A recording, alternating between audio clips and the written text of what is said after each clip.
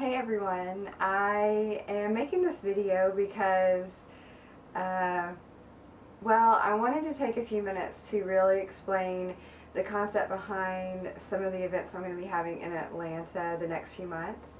And also, I get feedback sometimes, so I was full-time in a studio teaching. Hopefully I'll be back in some studios in town teaching soon, but students got to see me a lot more often then. They heard my voice, they came to my classes, and now I'm on Instagram a lot. I share a lot. I'm a very kind of shy and introverted person, so for me, writing out in words is always a bit more of a release and more comfortable mode of expression. So it's always a challenge for me, a good challenge to take on, to express myself verbally and on video. So I'm doing that. I've had some feedback. I just went off on a long diatribe from some people I've met about they see my movement, they see my pictures, they read my words. Maybe they don't always read my words, but they don't often hear my voice. So instead of doing a blog post where I wrote everything out, I decided to do I guess it's called a vlog, I have no idea, a video post for this. So my concept for some workshops that I want to hold the next few months in Atlanta is really exploring this introspective pathway of yoga. So for me, some of you know my story. I used to be a pharmacist, and I was in a lifestyle and in a career that basically was killing me. I mean, we're all dying, but in reality it was sending me into a deep depression, honestly. I wasn't happy. It was manifesting in the way that I treated myself, in the way that I was eating. And I found yoga, and for me at first, like I think a lot of people, it was just literally a way to work out. I never was a gym person, so it was a way for me to tone my body, lose weight, get more fit, and get stronger. I was not an athlete growing up.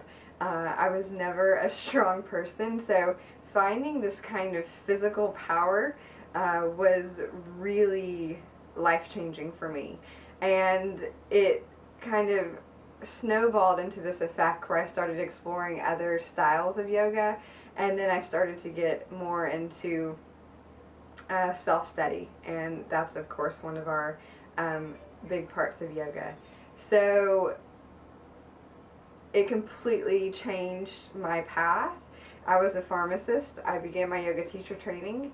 My father passed away, and in that culmination of things all happening at the same time, it was a lot of, what am I doing? Why am I doing it? Is this it? And I think probably a lot of us have asked ourselves those questions. So that's kind of what I want us all to explore in these workshops. So I have in my head a series of 4, 2 in January, 1 in February, and 1 that will be happening in March as well, hopefully. The first 2 are Pratyahara, the withdrawal senses. So the first workshop on the 20th is going to be our blindfolded vinyasa practice. It'll be a movement practice. Quite different than what we do in a normal vinyasa class or what you've done with me before. There's going to be some exercises where we also build connections with each other. And for me, one of the big parts is going to be journaling. So throughout all of the practices, this is going to be there. If you have your own journal, bring it, please. If not, I'm going to be giving out journals for everyone. Because I think these type of practices, and honestly all of our practices, they can lead to more self-awareness. They can lead us to question why we're moving a certain way, why we're feeling a certain way, why we're doing something a certain way. And so it gets bypassed a lot, I think. Studios are awesome, but they have formats there that work for them, and the formats are great for asana, but then they don't allow us a lot of time to maybe explore what the asana brought up or what the meditation brought up. And so that's what I'm wanting to do with these workshops. Give us time to, if we want, and you don't have to journal if you don't want to. Everyone's not comfortable doing it or not in the place where they want to do that yet. But there will be time for us to write down our experience with what just happened. And then afterwards, there's going to be time for us to explore talking about our experiences if you want to. And again, trust me, I know when it comes to verbally being open and sharing, it's not a place for everyone, or it's not an experience. Maybe you just want to be the bystander. Maybe you want to take in the energy of others and listen to their words and their experiences, and you're not ready to share yet, and that's awesome. That's perfectly fine. But I want to give us a safe space for that to happen. So first workshop, blindfolded asana, along with us exploring what came up with that process, and hangout time afterwards. We'll be in a great part of town near Krog Street Market in Inman Park, Old Fourth Ward. So I am down for the rest of the night if people want to hang together and help build community. On the 27th, it will be silent asana. So no speaking from me, no music, no cueing. It's going to be us moving together. There's also going to be some exercises where we work with partners to explore movement with one another. Another time where we're going to explore, for some of us, getting outside of our comfort zone.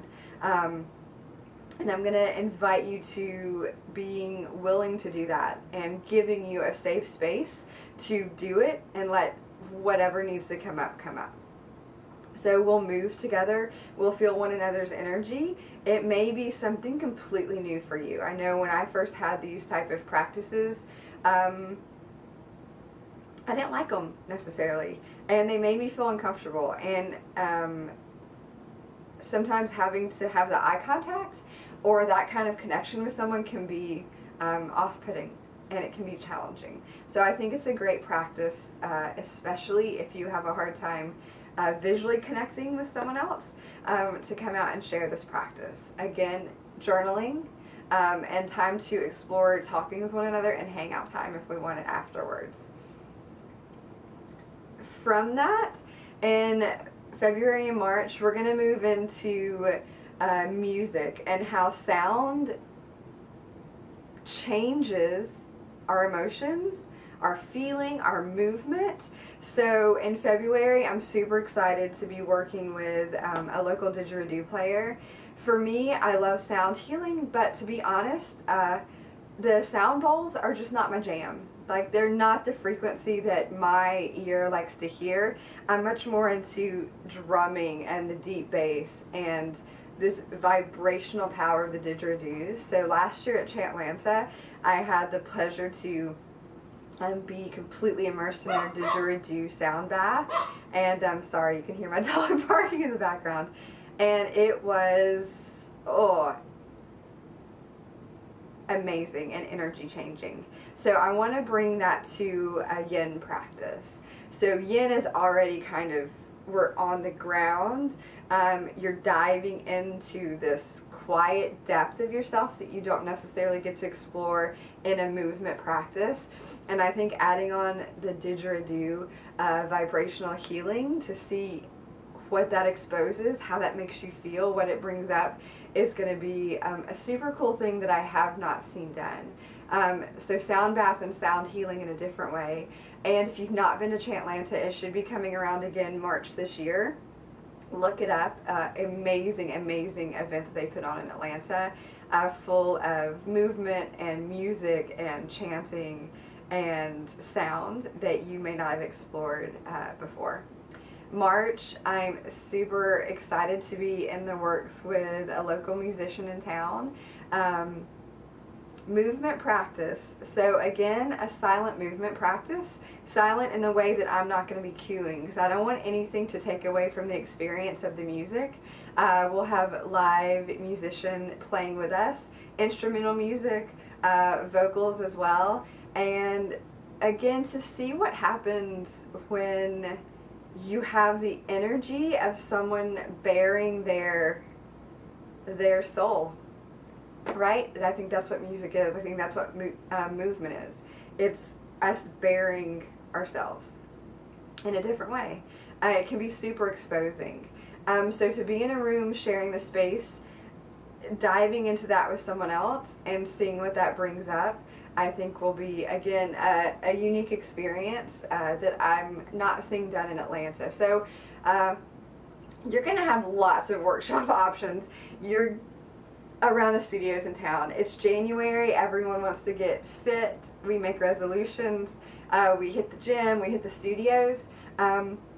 So I know there's going to be a lot of options, and I'm hoping maybe you'll sign up for something just a little bit different. That's what I want to bring to it. I'm personally always kind of seeking experiences that are slightly off the cusp of what's happening, that put me outside my comfort zone. Those are the places where I have breakthroughs. Those are the places where I'm changed. Those are the places where I reflect and I grow. And I commune with people that are doing and willing to doing something different. And I think that kind of energy is so empowering and freeing and supporting and loving. So, sorry, I didn't plan out what I was going to say. Sometimes I'm in a mad jumble of all my words and like my brain working faster than my mouth. So, basically, I want to show up for you for the next few months doing something different. I'm hopefully going to also have some Budokan classes. If y'all are willing to come like midday Saturdays, let me know. I'd like to offer some really cheap. I'm not looking to make a lot of money as a yoga teacher. I'm looking to survive, but I don't need to make a ton of money. So I'm trying to offer my workshops at a reasonable price, cheaper than most studios in town. I'm also going to try to do that with my classes. So if you're interested in exploring the movement I learned in Budokan down in Miami, playing together, being free and being silly with one another, I'd like to also offer that, but I need to know if there's interest. But so back to the point. Workshops I have planned for the next few months: introspective journal practice, talk practice with one another, movement in a different way. Like I said, you're going to have lots of options. There's going to be amazing workshops all around town, but I'm going to invite you to come out and try something different and new. Come out and support one another. Come out and meet new people that you may not have met, or explore a part of town that you may not have come to.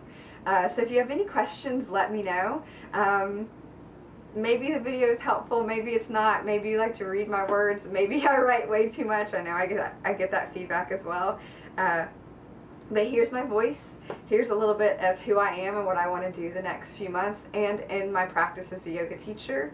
Yeah, so this is me, Jessica, if I didn't say that at the beginning, if you've listened this long.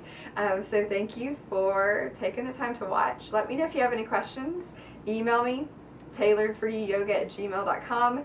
Direct message me on Instagram. Message me on Facebook. I'm not on there as much. Get on my website, explore there, and be on the lookout for some retreats coming soon this next year. I hope y'all have an incredible Thursday, and I hope to see you soon.